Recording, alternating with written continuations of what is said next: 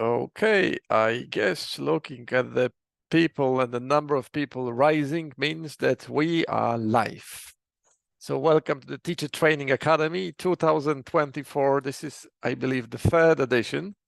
So this is the training program throughout the whole 2024 where we bring the assessment portfolio closer to you. And in between the assessment portfolio, we try to squeeze in the elements, what can you do differently, or what are the things that you could try it out in your language practice. So hi Dania, hi Felicia, Lima, Peru, Venezuela, Turkey. Good evening, Mango. Yes, so good evening, good morning. My name is Bartłomiej Janiak, and I am not Pearson English Assessment. This is not my name and a surname, but this is how I appear when I just open the link. And today there is a session on benchmark, but the session is with aim of being as practical as possible. So that's why I've decided to invite those two wonderful experts that you had a chance to meet, Magali Guzman and Monica Celis. In a second, I will let you know, let you tell a few things about yourself. But the idea for our wonderful audience, that my idea and my objective is like that last month, Mike Meyer was talking about the importance of measuring progress in the educational pathway.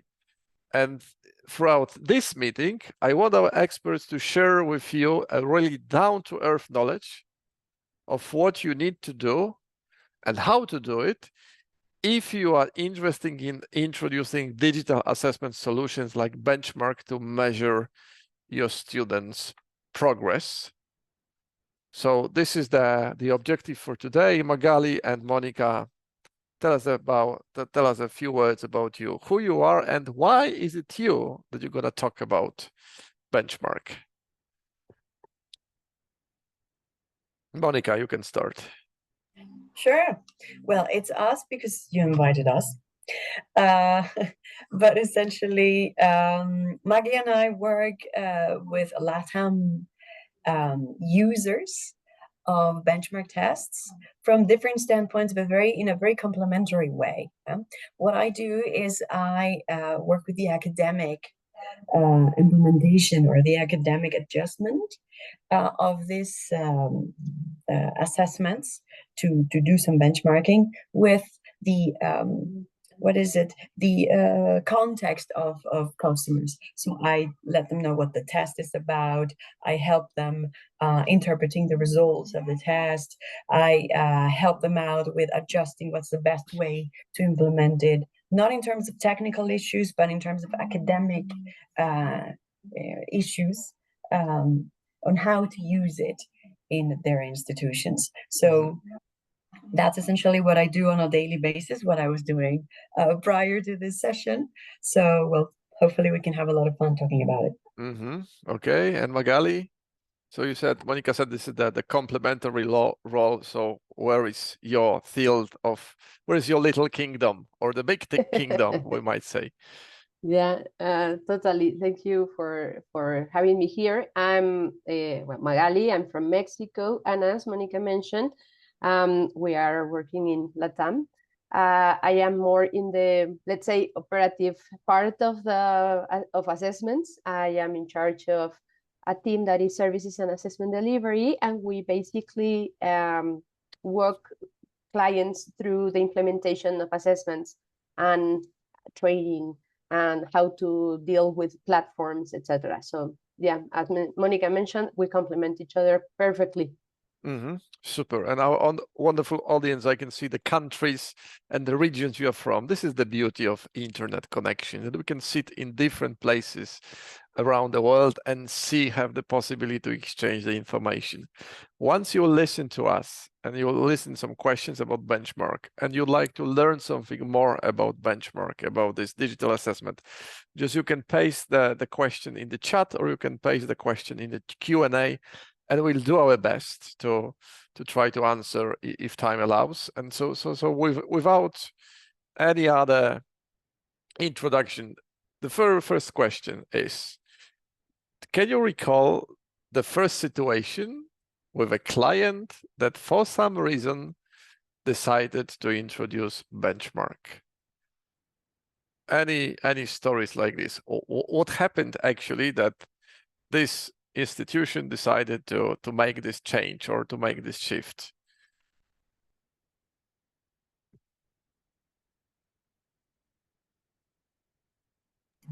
All right, I do remember an institution.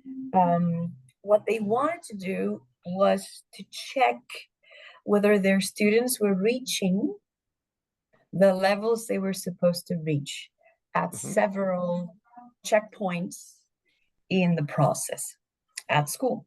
So in several grades, several courses, they were going to take the benchmark test so that they could verify whether students were getting to the levels they were supposed to get to or not.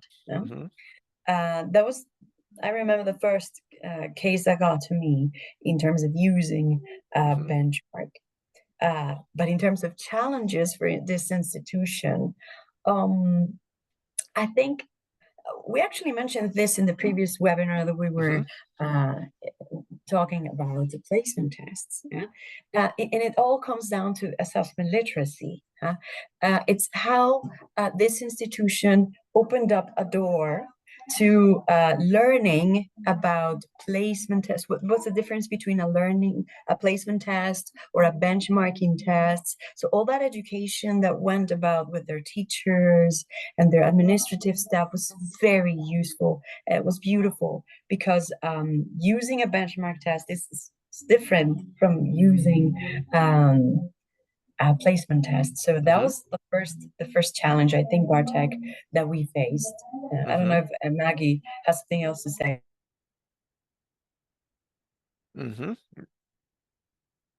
No, no not comments. really. Okay, I see you. Like, and since I really appreciate that you mentioned that was the challenge, and the practical and the practitioner webinar means that we do appreciate challenges and we do appreciate the solutions. So looking at this experience, and the teachers that are listening to us, and some of them might be potentially interested in them. So what can we do to equip them with the knowledge? You'll have this challenge. So looking at our experience, you need to do X, Y, and Z. Any inspirations looking at what you've just said? Okay, if you're interested in an assessment like this one, okay, what should I recommend? The first thing that I recommend is that you put your mind in blank. Let me explain what I mean by that. Really learn to expect from this test, or the information or the results that you get from this test, the information that is actually going to give you. Sometimes when people just say, okay, let's take the benchmark test, I think it's wonderful that you can measure progress.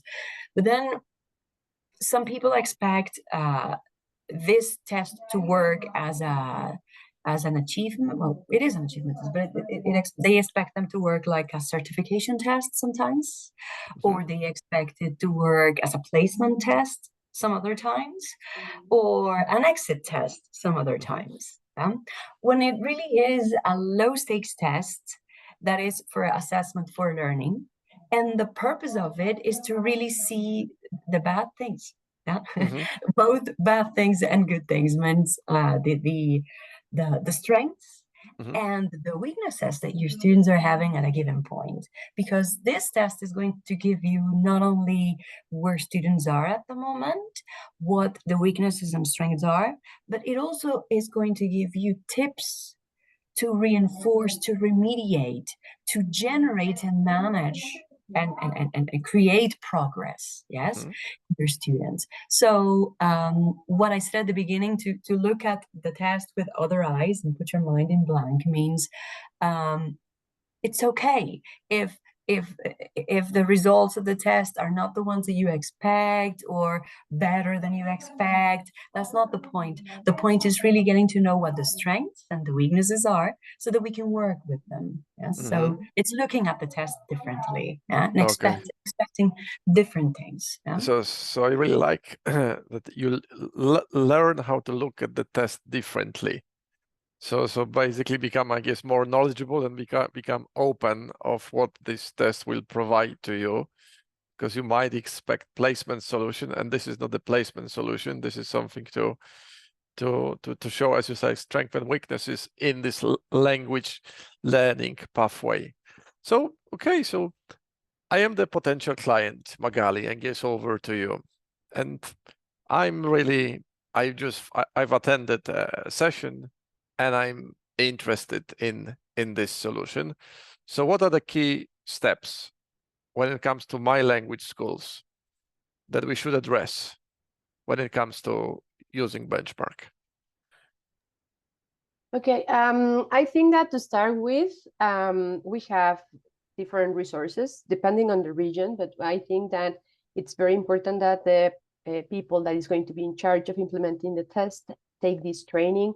We have some videos and we have lots of data and resources, as I mentioned. So first of all, that would be the first thing to do, like to get to know the platform. It is very friendly user. But it is still important for them to understand how it works. Then the second thing I would say is to consider, as Moni was mentioning, that this is a progress test or maybe an end of course test.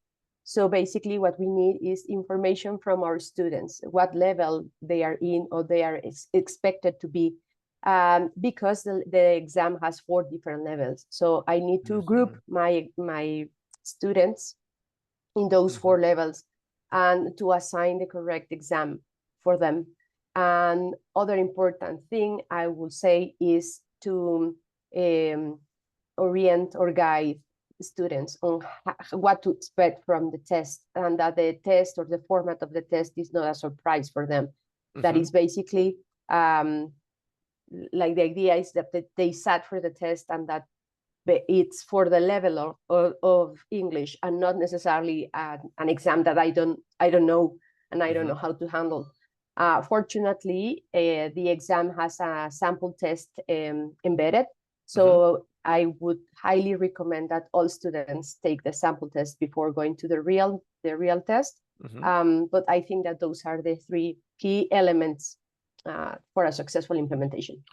So the things I need to remember that in order to start using the test, and as you said, that there are several levels of it. So it means I need to be quite competent at the current level of English of my students, so that there won't be any mismatch. So as I understand that the benchmark test will be lower or higher, and they will find it actually challenging because it will be not on their scope of English. Am I right? Yeah, that's correct. Yeah, I can see you nodding head. So good. So probably the level introductory, but then as you move on, and there was a question. So what is the timeline of implementation? If you start with me from scratch, I know how to use Zoom and I use some different digital solutions, but I've never been in the benchmark, this platform, the system. How long would it take me, would it take you to train me so that I would be quite confident in running, let's say, one group with my one group through this benchmark progress measurement? Monica or Magali? Yes. Okay, I would say that in my experience, it all depends on the number of students that you've got, right? But let's say that you start with a small pilot. I will say that probably a couple of weeks will be more than enough.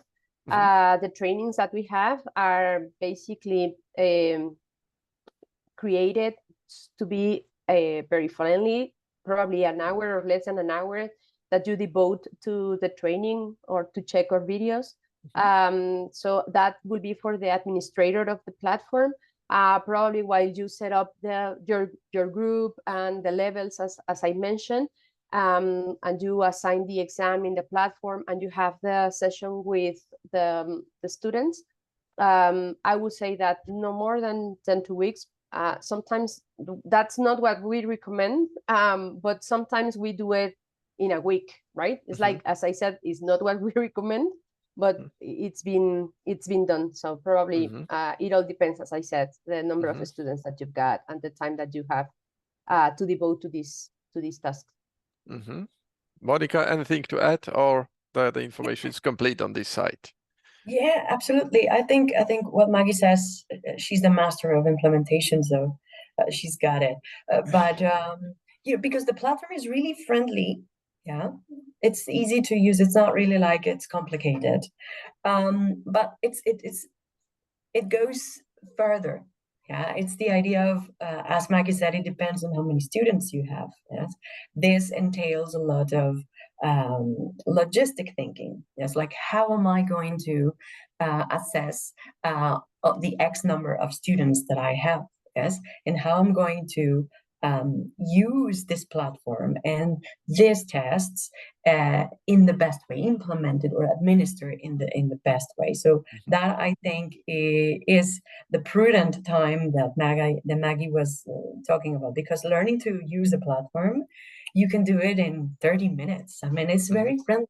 Test Hub is very friendly, but it's about, okay, planning how you are going to actually administer the test in your institution. How many students at a time are going to be sitting the test? When are you going to do it? Who is going to be there looking after the whole process as a species of proctoring? Because this isn't certification, but anyway, there should be an invigilation anyway. So all of these things take a little time for you to plan. And that's why we actually, Maggie's team offers a lot of support in that sense of how we can actually give you some best practice ideas for you to run that implementation the best way. And that takes a little time. 2 weeks. It's the best. So looking at your experience, isn't it like this, that if there is an institution, there is usually a test administrator, and he is or she responsible for supervising the whole procedure? Or is it like individual teachers supervise the process of their own classes? Maggie, you want to take this one? Sure. Well, again, it all depends. We need at least one test administrator of the platform, so as to have some kind of control of the inventory of licenses that we have there, and not to expose also students' data to other members of the staff that shouldn't have access to. But we also have like some huge clients that we have more than one administrator of the platform, because they have different campuses or different sites. So we have universities that have different sites all over the country, and for each site they have an administrator, and we have like the super administrator of all the accounts. And we also have some teachers that can have access, and you can somehow like delegate this task depending on the number of students that you have, because it will be, if it's a huge institution, it will be like a lot of work for just one person. If it's a small institution, there's no problem. As Moni mentioned, it's very friendly user. It's like we have different ways to assign the exams to students. But if it's a large institution, probably you will need extra hands, and the platform allows you to have as many as you need. Super. And looking at this practicality, like as I see some people, like they are the first time and they're just learning about it. How does it look when it comes to this test taking? Is it like, when do those students take this test? Is it like a half a semester, by the end of a year, at the beginning of a new school year, and then yet by the end? What is the general maybe recommendation, or what is the reality that the institutions choose maybe some specific pathway because it's comfortable and this is something what they need? So when to take it, if there is an answer? When to take it? Yeah, definitely. Well, we have to go back to the purpose of the test, which is measuring progress, and using the information that the test will provide in the results to actually remediate and then measure again. So since that is the purpose of the test, and then towards the end, of course, consolidating, the idea is that you can take it, it depends on how long your courses are. It depends on the intensity of your courses, how many hours per week you got, etc. But what we recommend is that essentially there are, for adults, at least 60 to 70 hours between one take and the other. That's the minimum. Okay. The minimum. Because it's the minimum time of exposure to English that will give you, being redundant, enough time to generate progress that we can actually see. Because if you take the test in a shorter time than that, it's probably going to be very similar. So it's going to be like, okay, I made no progress, and that's natural. That's natural. So that's what we recommend. And with kids, the hours are a little higher, actually. We recommend that kids take every test, every 120 hours at least, like after 120 hours of instruction. That's what we recommend, so that we can actually see some progress there, and something to use so that we can remediate. And that is, of course, translated into the reality of institutions. And sometimes they take one test at the beginning of the year and another test 3 months or 4 months before the end of the year, if it's a school, for example.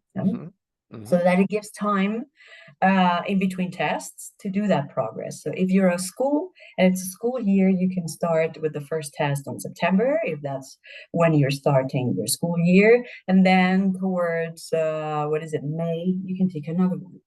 So that when you come back to the new year, you can take another one in September, and that it's how it goes. Some schools that have a very high intensity in terms of hours per week, they can get to even take 3. But that's because they have more hours during the year. And when we talk about adults, for example, what we recommend is that sometimes courses take 6 months, sometimes courses take 2 months. But the same amount of hours is consumed during those times. So what we recommend is that they take at least 1 per course, towards the beginning of a course, so that we can do some remediation, and then at the beginning of the next course, the next teacher knows what to do. Okay, so it sounds tangible. So more or less, you know where to perform because you've got the number of hours. And what are the benefits of this type of approach? That one, I can see one that you've mentioned, that you could see the progression that the student is developing, or maybe it's not, is regressing for some of the reason. It can happen, but like those benefits, if you could just have these two packets, the benefits for the test taker, for the student, and for an institution once they manage the language course. Immense benefits. Immense benefits. If we use a test like this, right, a benchmarking test, not a placement test or other types of tests for doing this, of all the many benefits that it's got, let's start with benefits for the student. You will get to see very closely what your strengths and your weaknesses are, because the report is going to tell you not only where you are in terms of the Common European Framework, but in a band, particularly where in the band you are, in the beginning of that A1, or at the end of that A1, or in the middle of that A1, exactly where you are. And not only that, the things that you need to do to improve and walk towards your goals. If your goal is to consolidate your A1, and now you know exactly that you are in the middle of it, you know that you have to walk towards the end of it, and you know exactly what can-do statements to work on. So that gives a lot of empowerment to students or test takers. And that is wonderful, because that detail of information is difficult to get with any other test in the market. So for students, it's amazing. And then when they take it again, they can compare and see whatever they did, what actual result or impact it had on their results. Yeah? That's for students. For teachers, the tracking of progress is something that we have not explored that much, Bartek, and I think we got to do it more. Why? Because we have focused a lot on direct instruction. Or even if your instruction in class is super active and you do a lot of very nice activities, blah, blah, blah, hands-on activities, still, we're just focusing our work on that, on didactics, yeah? But in terms of assessment, we really have not explored that much teachers themselves, yeah? Why? Because we teach our classes every day for some time, and then we magically expect that students wake up one day being an A2 after they are an A1. Okay? And that doesn't happen overnight, and that doesn't happen magically. It's work. Yeah? So when we don't assess and we don't administer tests like this, we are just teaching and teaching and teaching and hopefully randomly hoping students to get to the levels, right? But if we assess, we can really see what's going on. It's like taking a veil out of our sight and really see what's going on and really doing something to helping students getting to the levels that they have to get to. Yeah? So it's the difference is day and night for me. And it empowers teachers also because it teaches them to really treat their classroom like a laboratory. Yeah? So this what I'm doing in class. What can I get from this test so that I can change my teaching and change the learning of my students? I apply it just like a laboratory, and then I test again and see what's going on. That is the best way to manage a learning process. So this another benefit. And to finish, another benefit is for institutions themselves and administrative staff, because with this, they can verify what's going on. Yes. And if they are promising, for example, that students are course 8 are supposed to be on a B1 level, and with this test, they're seeing that our students are actually not there, they have time to do something about it and remediate and verify what's going on with the process of their institution. So it's for analyzing the results of the benchmark test are beautiful. So benefits galore. Yeah, I can see Magali just nodding her head. So these are the benefits, and I liked what you mentioned the last time that there is an institution and there are several tutors and running the language courses, and there is a surface knowledge that they are doing a course book A, and they are supposed to get from elementary to intermediate and upper intermediate. And without this knowledge, you just hope that once they finish the course book, as if by magic, the course book finishing equals the language progression. But it doesn't have to mean this way, because because of the reasons or another, they can finish the course books, but actually do not make the expected progress. And then they end up within the next semester, and we have something which we all know, the mixed ability classes, when you've got several students that are not on this level, but just they should be there because they finished the previous one. So my understanding is that the school can take action in advance just to make up for the losses, or basically suggest like extension of the level, because they will have really down-to-earth data that within this level, those students are progressing and those students need more practice on A, B, and Z. Exactly. And most of the times, it's never, the problem is never the book, because books are amazing. It's how we implement the book. It's the methodology that we bring about as teachers. So generally, when we see the results of the test, we're going to see that the things that are not consolidated are generally because we have focused too much on doing the exercises on the book, but not necessarily bringing to life the methodology of the book itself. So when we do that, we do let's say we have a better chance of students actually consolidating and getting to the levels that they're supposed to get to. There are too many factors around a student actually getting to a level. So you can have the best books, the best teachers, the best everything. And, you know, learning gaps are always going to be there. They're natural. They're natural. Yeah. You can have a master teachers all with a PhD, if you will. That doesn't guarantee that they're not going to be learning gaps. Learning gaps are always going, they're natural. What is not good is not doing anything about those learning gaps. And there are no other tests in the market that will give you what a learning gap is and characterize it as well as a benchmarking test. Oh, I like it. Familiarize and like the language gaps, because if you like them, you will see them, and then you'll have a potential to do something about them. The other one is like, well, you just pretend that they don't exist, but that they exist. Yes, Magali. I would like to add, as Moni mentioned, that the platform allows this analysis, this detailed analysis that we have as a student. You can have it as teacher or director of your school, because the platform gives you a score report of a group, of the group that you decide to analyze, or the whole school or the whole institution. So it can give you this information as a whole. And as a teacher, it can give you this information of, okay, so probably my students are at this level, but one of the skills is the lowest one. So you can see that in the reports. So you can somehow concentrate on what you need to do. And as Moni mentioned, you can do statements.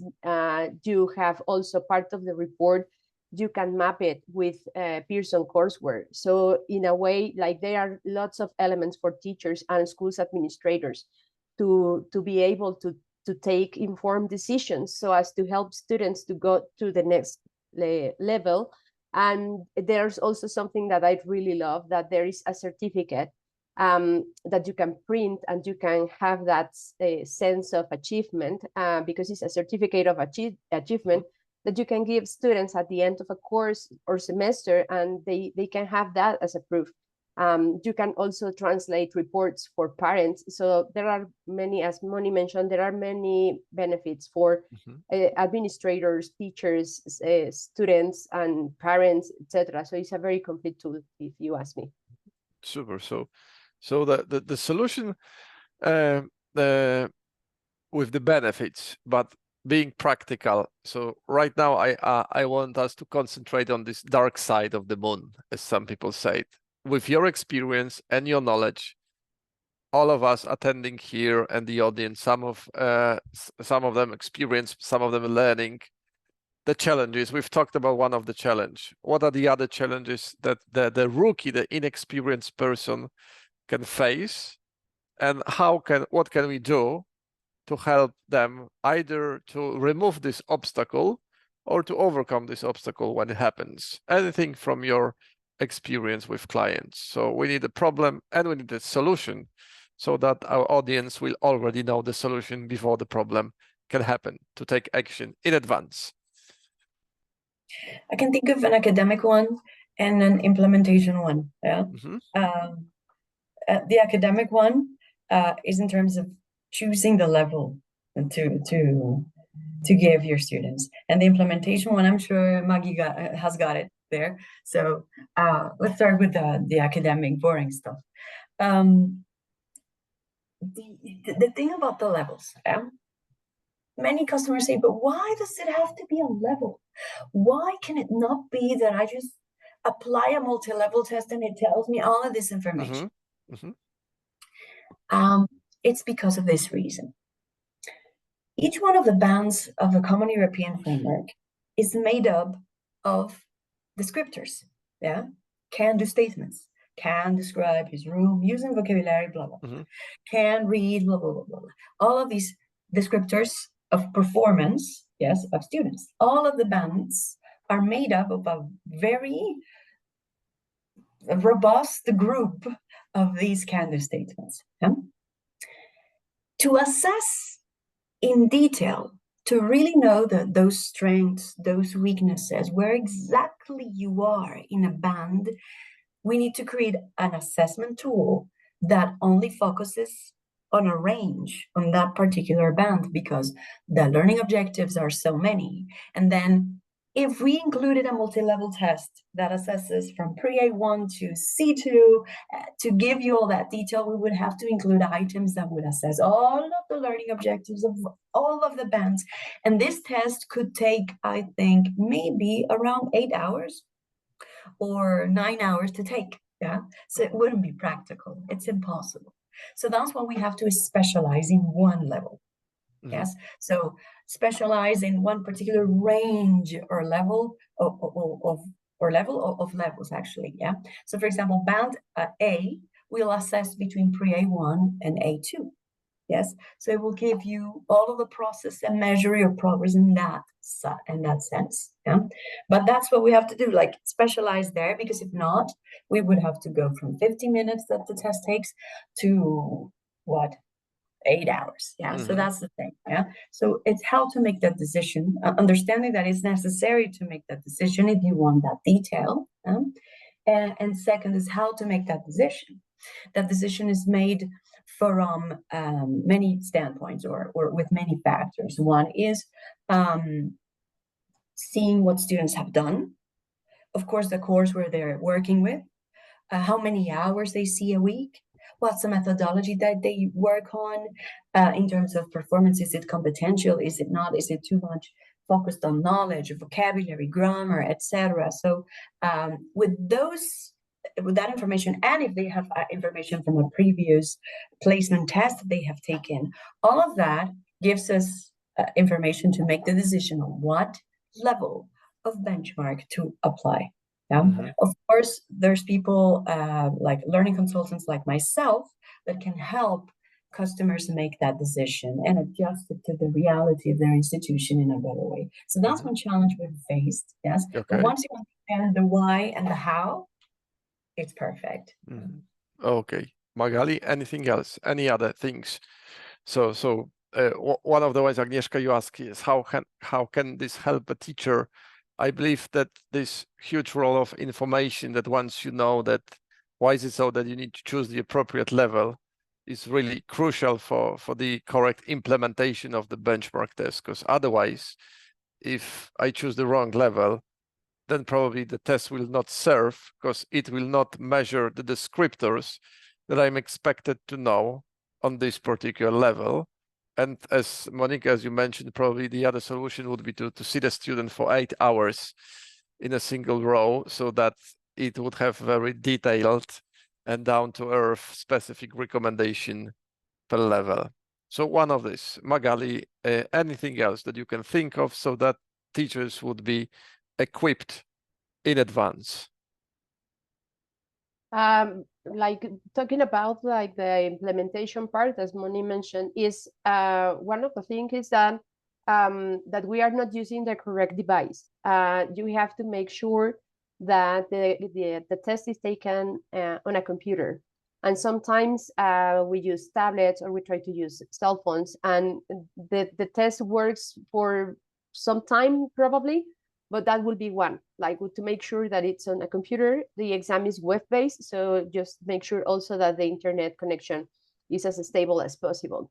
The other thing is it is important to orient students that they cannot skip questions, because what they do if they skip questions, basically the software is considering that as the student doesn't know how to answer, and therefore the result is not the correct one, or the reflect of the correct level or the current level of students. And we have that as sometimes you can analyze results, and you can see that there are some skills, especially the productive ones, where it is marked as below the level or not scoreable, because basically they don't provide with enough information so as to be graded on those skills. And the other thing, especially for speaking, is that they have to speak like in a regular tone of voice, in a regular rhythm. They don't have to be too loud or too soft, or they don't have to like speak too fast or too slow. Like they have to do it in a regular voice, because all of the speaking activities are basically with the computer, interactions with the computer. So if we do it like that, and we do it with the incorrect equipment, probably that's how the exam is not going to give me a correct result. For example, like what we recommend is like the headphones that I am using right now. Probably I can use them for the exam, but are not the recommended ones. So we have to make sure also that the environment is the correct one. Most of the times what we also suggest is that this exam is monitored by teachers, that like they can take it at home, yeah, but somehow we also take a risk of some kind of supplantation or help, etc. So what we ask or we suggest as much as we can is that the exam is taken in a very monitored environment. So those are the things that I can think of just to complement like the challenges and how to deal with them. And when it comes to this implementation, is it like that those students take this test in a form of a language lab, or it can be administered, let's say, in a standard classroom where there are computers on the desk? So what's the practicality, like the best practice element, or should they be like separated, if possible, with some partitions, or how does it look in reality? I would suggest like the space that they have, that somehow they consider this, as you said, separation between students, because there is this speaking section that probably if I speak too loud, it will be part of the other one, or we can interrupt or disrupt each other's exams. So it could be in a lab if you haven't, or it can be in another space, but I would really recommend that. Also, the equipment that you use, again, the devices, like if you have headphones with noise cancellation, for example, I think it's much better, and you can have more people if you have those devices. But if it's something that you don't have on hand, probably you just go for separate as possible, or you can assign different schedules for different groups, so as to make sure that everybody is taking the test in the best scenario possible. Okay, so the technicality, and I assume that once an institution implements or decides, they will get the technical requirements so that they can conduct the technical check with their own IT specialist, IT department, if with the bandwidth is okay to administer this test, because as you mentioned, it's a web-based, and if they have this digital solutions in place to run the test. And do I get you right that there are no limitations to students sitting a particular test within the single exam session? Sorry, no, there are no limitations. I mean, it will be based on your resources, like the facilities that you have, the number of computers that you have, the internet that you have. Like, just remember that, like, for each student, you will need some bandwidth, etc. The information for those technical specifications is also on the platform, so you can plan accordingly. But yeah, I mean, for us, like, if you have hundreds of computers and you can use them all at once, please go ahead. Okay, so the final remarks from you, absolutely 3 key points, and then we'll move to questions. Absolutely 3 points for an institutions or a teacher, like absolute must from the very beginning to the first successful implementation. What would you recommend? What would you leave with our audience?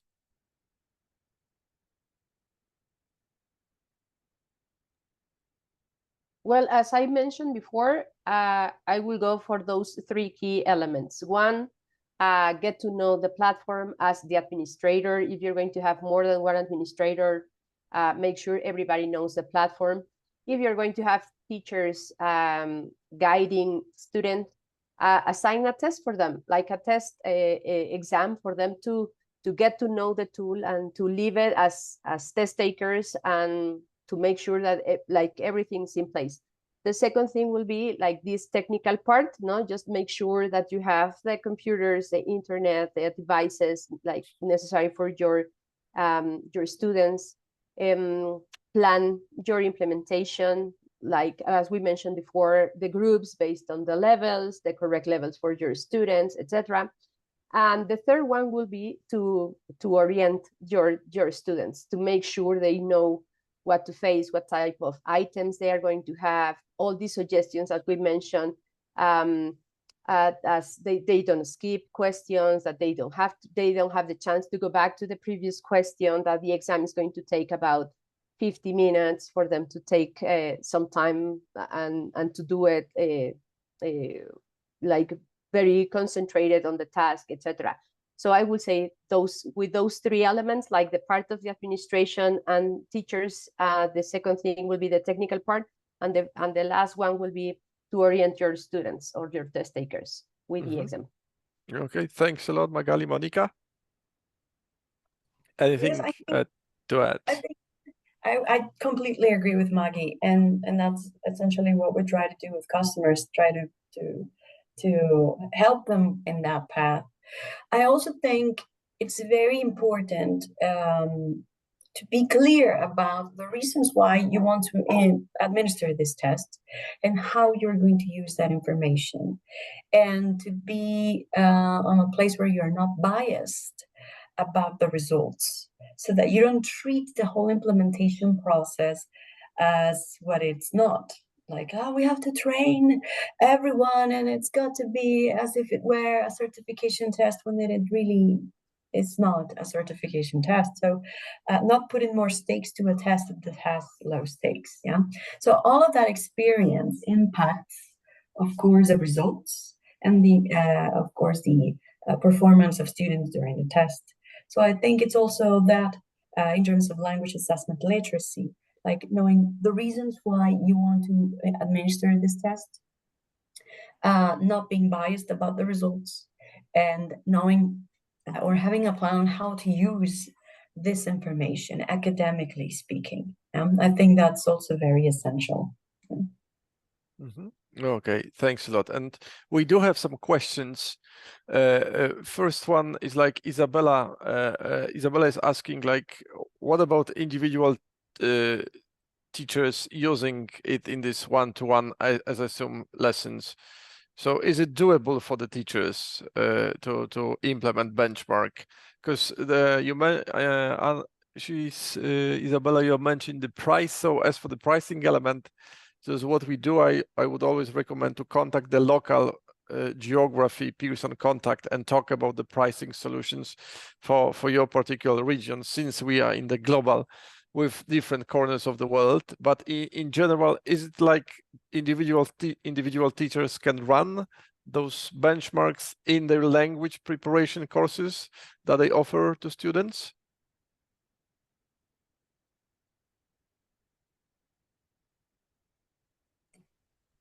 Well, I'm not really aware of the pricing. I think Moni can have a better idea about it. But I really think that it's something that is not that expensive. And probably what you can do as a private teacher is to include it in your fee, right? Like I don't know, that just mention something crazy, probably like as they pay their fee with you every month, every week, they can give a little extra, so just to make sure that at the end of the course or at the end of the semester they have paid you the whole license.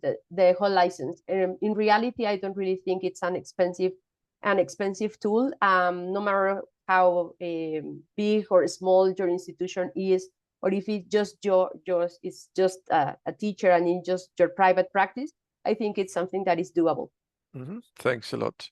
Yasmin is asking, like, how many practice tests do you think students need to attempt before their test? What a good question. Okay, I want to make a differentiation between test preparation and test familiarization. When we talk about test preparation, it is more let's say, intense. Yes, and it's done more regarding certification tests, medium and high stakes tests. Yeah. So this is when you go and you take a course to prepare to take the PT academic, for example, or the Pearson English International certificate test. Yeah. So in that case, you will do some mock tests, practice tests, etc. When we are talking about low stakes tests, such as benchmark, what we do is test familiarization. And this constitutes just giving students the idea of how the test is going to be.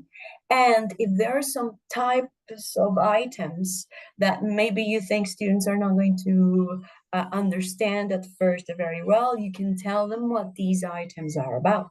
Yeah? But this is just to like familiarize yourself in a general way with the test, because it is not a certification one, so we don't need to super train those students, taking a lot of mock tests and all of that. Yeah? So in terms of how many practice tests, the sample test is there for students to take, and they can take it and retake it as many times as they want, but it's very short. It's like Maggie, it's like 5 minutes, right? Or less than 5 minutes. It's just for you to get to know like what are some of the types of questions, how it looks, how the test looks, so that you're ready to go on about it. So you can take that sample test as many times as you want. But as teachers, what I would recommend is just to make sure that students know what's going to happen before the test, what's going to happen when you access the test, yes, and some of the types of questions, yes, what's going to be asked of them, how much time they got, something very simple. So it's not like high certification, you need to do several mock tests, and there are specific language classes, then they run the mock test. This is like you familiarize, and there is a sample test, very short, probably to offer the familiarity with the functionalities. And then what you need to do is familiarize your students with the questions that they get. And it's not going to be a rocket science. I like one of the comments, like Felicia, you wrote, when the candidate is well informed, everything flows. So probably it comes to the clue that if you want to implement this into your language classes, inform yourself, but in the first place, make sure that your students are well informed of what you expect them to do and what is the reason and what are the benefits. If there are any other questions, so drop them in the chat. Magali and Monica, so I guess we will be closing soon because this is like 1 hour. I hope that what's my first step now? Okay, Isabella, this is the question from Isabella. What's my first step now?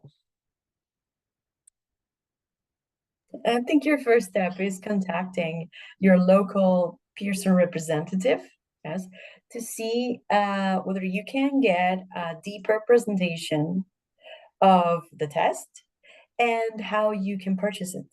Yes, whether you are a private teacher or you belong to an institution, this Pearson representative will tell you what's the best way to get the test.